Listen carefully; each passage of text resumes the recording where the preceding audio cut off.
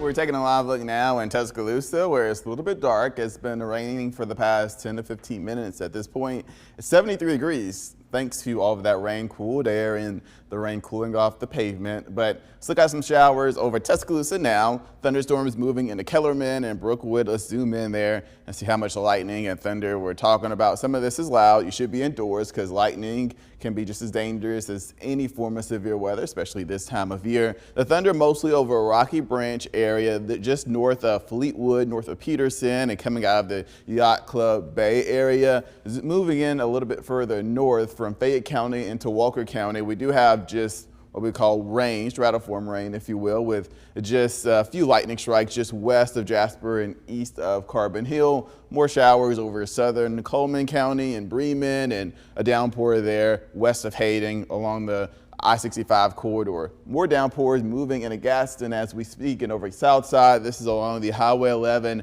Highway 59 corridor, just west of Hoke's Bluff over the Coosa River and next to the Alabama Regional Airport, and coming out of south side there as well.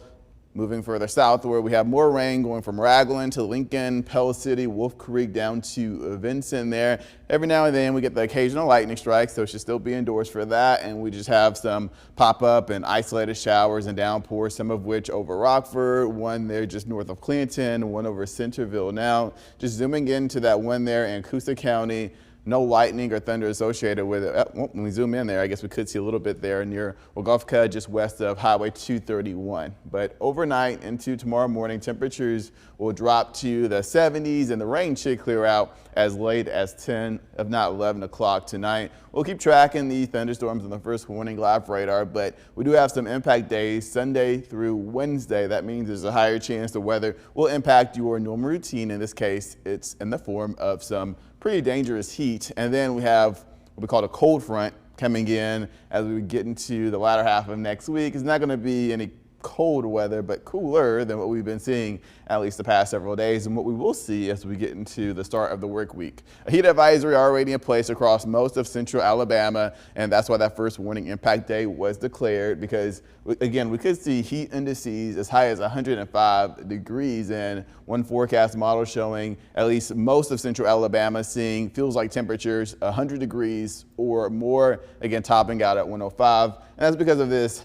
heat ridge coming in and moving across the southeast, acting as a heat wave, keeping rain chances low to start the work week, allowing temperatures to rise up quicker. I do think Tuesday is going to be the warmest day of the work week. I think temperatures could climb as high as 97 degrees, if not more in some spots, and the National Weather Service is showing a major heat risk for Tuesday, Thursday, and Friday. Thunderstorm chances increase, all due to a cold front. We got some cooler weather coming in from the northeast and moving south. And again, it's not going to be cold, but nevertheless cooler than what we have been. But with a cold front, usually comes at least some form of rain. In this case, with the instability we got going on, lots of scattered showers and thunderstorms possible Thursday and Friday, leading into the weekend with highs in the upper 80s and low 90s.